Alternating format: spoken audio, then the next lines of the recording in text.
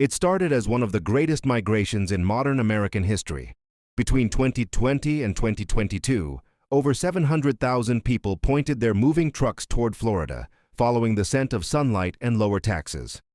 It was the age of remote work and restlessness, when lockdowns made home offices feel like cages.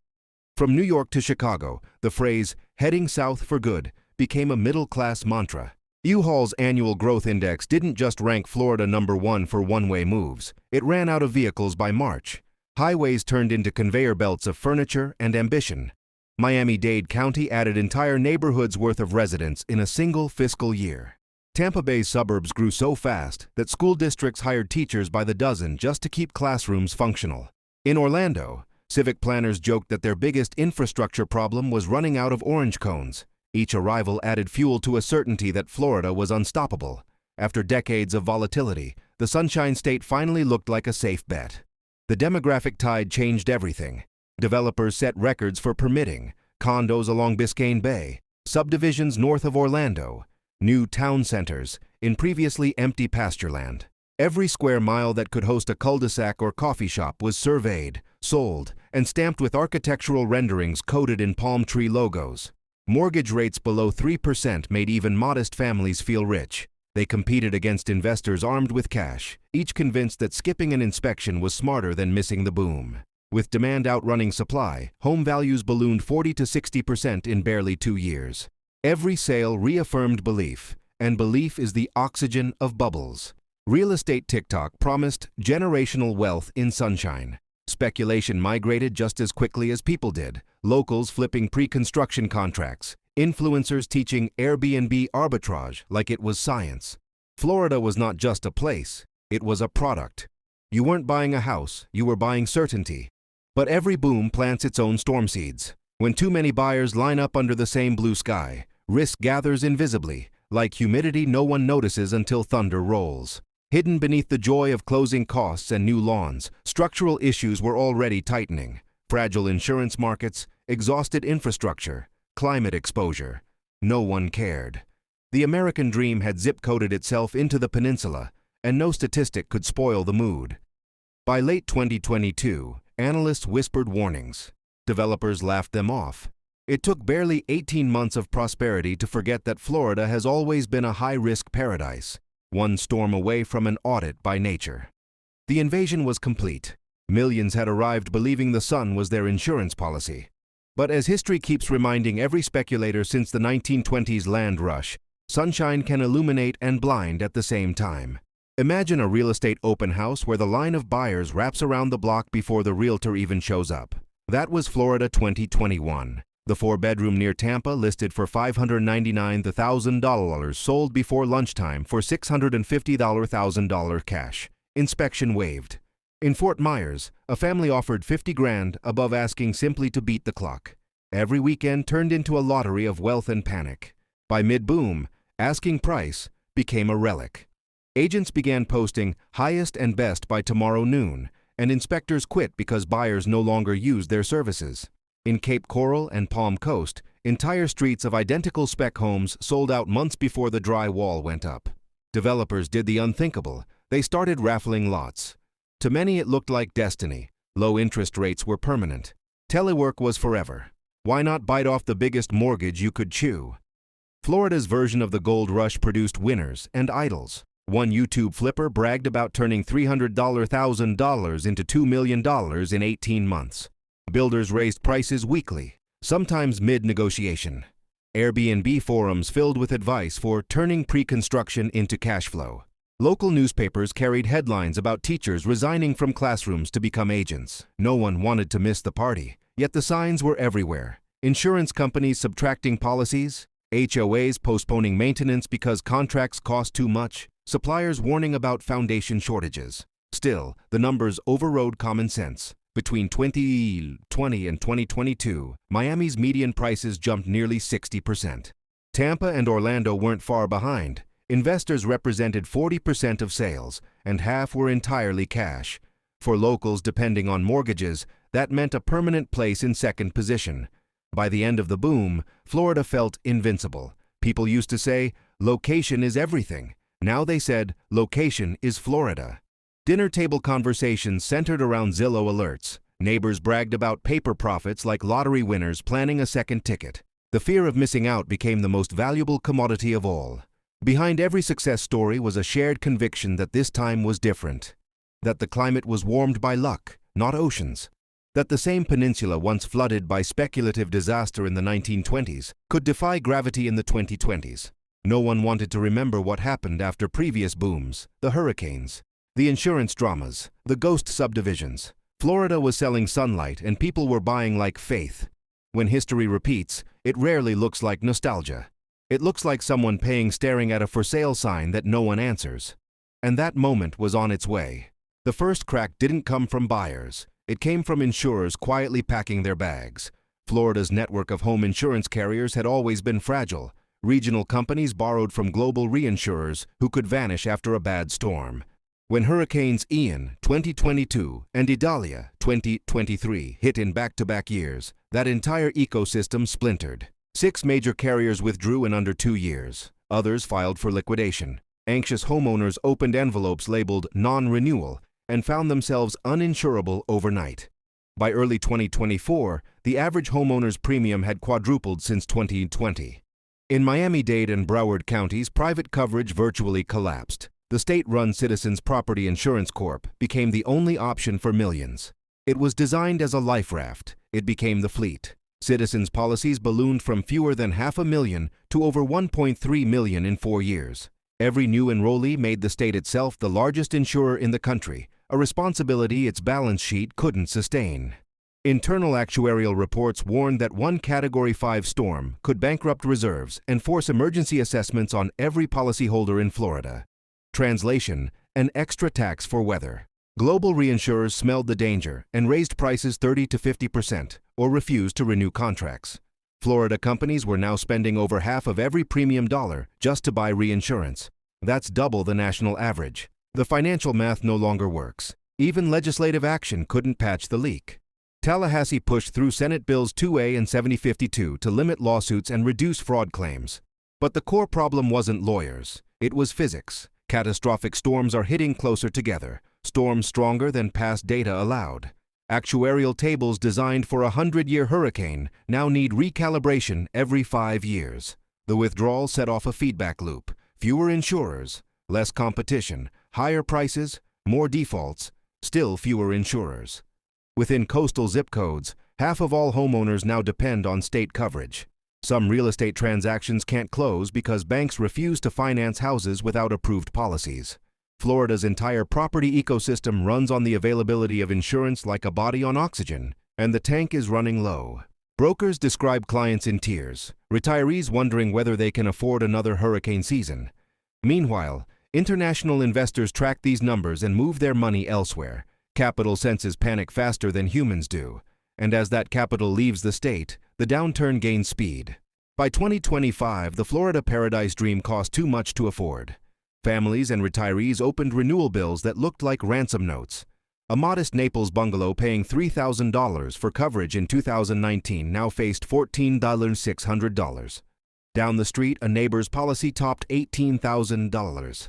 These aren't luxury homes with 5-car garages, just retirees on fixed incomes counting pennies and checking redistributed funds. Insurance wasn't the only expense shrinking wallets. Property taxes rose 25% across many counties as assessments finally caught up to bubble prices. HOA fees jumped 30% to patch roofs and buy community policies no one else would write. Electricity and water, already strained by record heat, added another layer of inflation. What used to feel like steady retirement turned into monthly triage. Which bill gets paid this month? Younger families aren't immune. Adjustable rate mortgages reset to 7 or 8%, raising payments hundreds each month. A median-priced Tampa home worth $420,000 carries annual taxes, insurance, and fees exceeding $12,000 before the first mortgage check. Saving for college or retirement becomes impossible when the house itself acts like a spending machine. Agents speak of clients calling in panic, sometimes in tears, asking whether to drop coverage and pray for clear skies. Others rent rooms, drive for apps, or move out of state. Those who stay describe the budget math as emotional arithmetic. Hope is the only variable left. From elected officials' podiums, you still hear talk of resilience. But at street-level, resilience looks like neighbors sharing a ladder because they can't afford a roofer. It looks like a retiree selling the boat to fund next year's deductible. The paradox is cruel. The state built its brand on escape from hardship, only to make hardship the entry fee. Local economists call it the silent foreclosure, a slow erasure of residents who leave before defaults ever appear on record. U-Hauls are pointed north again, their drivers not migrants seeking sun, but natives seeking sanity. A quick pause. If these on-the-ground stories matter to you, tap like. It's how the platform knows people still care about ordinary families caught inside macroeconomics, because the more details we share, the harder they are to ignore. Florida remains beautiful. It always will be. But for many longtime residents, beauty has turned into bureaucratic burden. The sun still shines every morning. Only now it rises on an audience doing the math before making coffee. September 2022 proved that Florida's luck could run out overnight. Hurricane Ian slammed the Gulf Coast with 150-mile-per-hour winds, drowning neighborhoods from Fort Myers Beach to inland Orlando. Whole communities vanished under the surge. The damages, $113 billion by final count, made Ian the costliest hurricane in state history and the third most expensive disaster ever recorded in the United States. Not even a year later, Hurricane Idalia swept through the Big Bend region, flattening rural towns whose oldest homes had survived every storm since the 1920s. The message was unmistakable. The new normal is constant disaster. For insurers, these storms weren't acts of God. They were actuarial shocks. Risk models that once treated Category 4 landfalls as once-in-a-generation events now show billion-dollar storms every few years. Sea level data adds insult to injury. Along Florida's coastline, water has risen 7 inches since 1950. By 2050, it could climb another 18. That means in a single lifetime, the geography of safety vanishes. Streets that look secure today become floodplains on paper tomorrow. Developers and homeowners are discovering that a zip code's elevation can change faster than the legal paperwork to sell it. New FEMA maps have redrawn entire counties into high-risk zones, labeling homes untouched by previous hurricanes as flood-exposed. Once those maps post, premiums skyrocket or coverage disappears.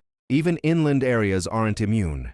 Heavy rain events that used to drench for a day now linger for 3, triggering drainage backups far from the coast. The line between beach risk and statewide risk is gone. Reinsurers, the financial heavyweights that prop up local carriers, have responded ruthlessly. Global firms based in London, Zurich, and Berlin either raised their rates 50% or withdrew altogether. That leaves the few remaining Florida companies paying more for backup insurance than they collect from customers. They describe it as bleeding in daylight, and that bleeding ripples outward. With every cancellation letter mailed, another homeowner is forced onto the state-run Citizens program, further exposing Florida's budget and taxpayers to catastrophe. City planners speak openly of a future where parts of Florida could become uninsurable long before they're underwater. Translated, the lenders will leave before the residents do. When mortgages can't be backed by insurance, liquidity dries up. An area once booming with cranes becomes a field of idle concrete slabs. Every national weather report feels like a credit rating update now. Meteorologists and financiers use the same vocabulary: volatile, unstable, tracking north. And after each hurricane season, policy renewals tell the punchline. People who once checked wind speeds now check their deductible. What used to be meteorology has become math. The physical storms expose the financial ones. When nature removed the illusion of permanence, the state's economy began revising its own forecast. More heat, more water, less patience. In Florida, the hurricanes keep landing. The difference is that each one now drags property values, budgets, and banks into its path long after the clouds clear. By early 2025, the typical listing in Miami sat untouched for 3 or 4 months, a stunning reversal from the days when a for sale sign was a countdown clock. Statewide inventory surged 85% compared to the previous year. For every eager seller, there were only ghosts of buyers. The same investors who once tripped over one another to close in cash were suddenly on the sidelines, their spreadsheets no longer promising profit. Prices didn't crash dramatically at first, they just stopped moving.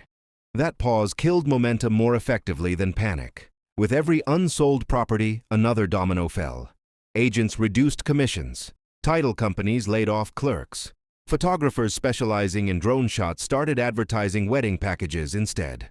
The collapse seeped quietly outward until construction itself stopped humming. Permits for new homes in Cape Coral dropped by half in a year. Developers pulled the ripcord on entire subdivisions. Crews that once worked overtime dismantled scaffolding and left behind silent cul-de-sacs sprouting weeds. The Florida Department of Economic Opportunity now counts over 10,000 construction jobs lost since late 2024. Those paychecks supported not only workers but diners, hardware stores, and pickup truck dealerships. Remove the base, and the tower wobbles. Meanwhile, city budgets begin to hollow out because property tax revenue, a line item that politicians once treated like a sunrise, is shrinking for the first time in a decade. Cape Coral admitted to a $38 million shortfall. St. Petersburg and West Palm Beach forecast declines up to 9% year over year. When fiscal experts compare ledgers, they find a mirror image of the boom years. What once accelerated revenue by 10% annually now subtracts it. And because Florida's tax structure leans heavily on real estate, there is no quick pivot. A slowdown in home sales doesn't just hit brokers, it reverberates through city councils debating which park to mow, which fire station renovation to postpone. For individuals, the picture is equally grim. Families trying to sell realize price cuts don't help when every neighbor is doing the same. Some convert their homes into rentals, flooding the market with supply and pushing rents down 12% in cities like Panama City Beach. Others hold out for next season and simply leave the state, creating a feedback loop of empty houses and bursting inventories. The crucial ingredient that keeps a real estate market alive, confidence, has evaporated faster than beach sand after a storm surge. This is what economists call a liquidity freeze. Money still exists, it just refuses to move. Lenders wait, buyers delay, sellers despair. Each month without motion adds to the weight pressing down on Florida's economy. And under that weight, the once thundering machine of development has ground to a hum so soft you can hear the waves again. To seasoned financiers, Florida's slowdown looks uncomfortably familiar. Spreadsheets circulating in regional banks contain phrases last seen in 2008. Loan impairment, stress exposure, asset reevaluation.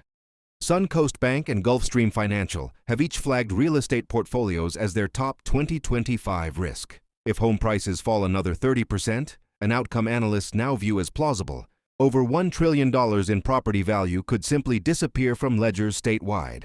The Federal Reserve's quarterly stress tests list more than 50 Florida-based regional banks for heightened monitoring, citing overconcentration in mortgages tied to flood-prone markets. Florida holds 12% of all U.S. residential mortgages. A collapse here doesn't stay local. It travels instantly via mortgage-backed securities and regional bank funding pipelines. Moody's and S&P have both issued warnings of potential secondary contagion. Translation: if Florida sneezes, neighbor states catch pneumonia. Credit agencies highlight the perfect storm of inputs causing anxiety: rising insurance costs that invalidate mortgage terms, declining property values, reducing collateral strength, and regulatory restrictions that make refinancing near impossible. Banks can either call in loans on underinsured homes or sit on paper worth half its face value. Neither choice looks good on an earnings call. Fannie Mae and Freddie Mac have begun quietly limiting their exposure to Florida-originated loans, refusing to purchase any mortgage without full wind and flood coverage. That shuts out scores of sellers who can't provide proof because such coverage no longer exists. The mortgage market is choked by its own insurance clauses. Federal officials privately describe the scenario as a slow-motion Minsky moment, credit collapsing in on itself while participants pretend stability. Behind the jargon sits fear. A 20 to 30% price correction in a state accounting for a tenth of American housing GDP would erase wealth faster than any rate hike. Pension funds, municipal bondholders, and retirement accounts all tie in directly through securitized mortgages. The potential $1.4 trillion value erosion being modeled now would echo through Wall Street, then into 401ks and property tax receipts. A Florida recession can become a U.S. problem within days. Even the state's governor's reforms, abolishing certain lawsuits, courting new capital, address symptoms while ignoring the disease, climate volatility, and over-leverage. Bankers know policy can't legislate physics or fear. And numbers don't negotiate. They only reprice.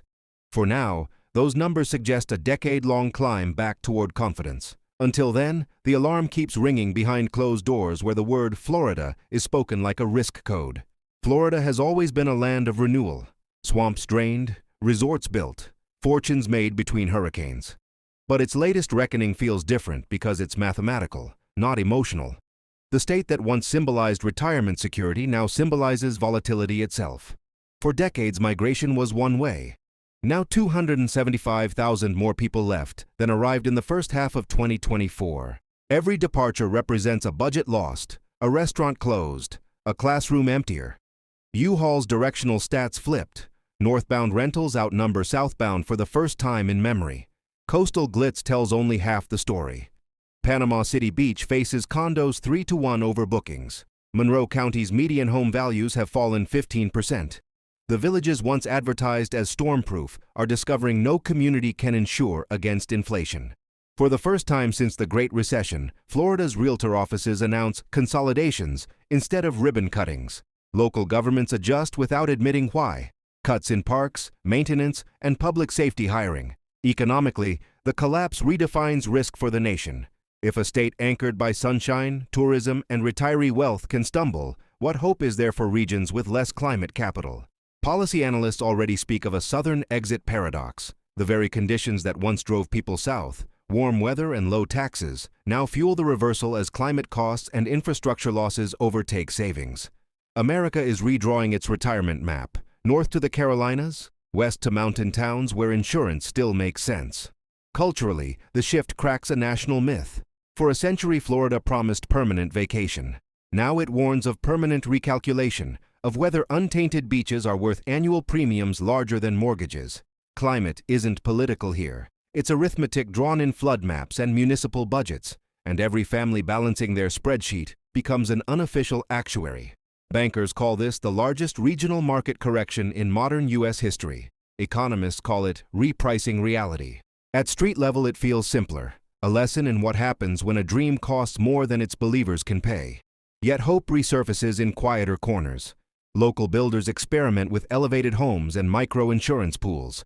Renewable energy firms see opportunity in adaptation. If Florida can pivot from denial to design, it may again lead, not by selling sunshine, but by selling solutions.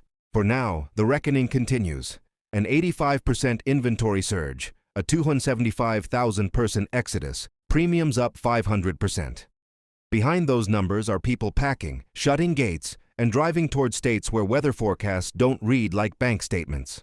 Sooner or later, markets and weather share a truth. The storm always comes, and after it passes, the sun still rises, revealing not ruin, but reckoning, and a Florida forced to rebuild its future on less faith and more fact.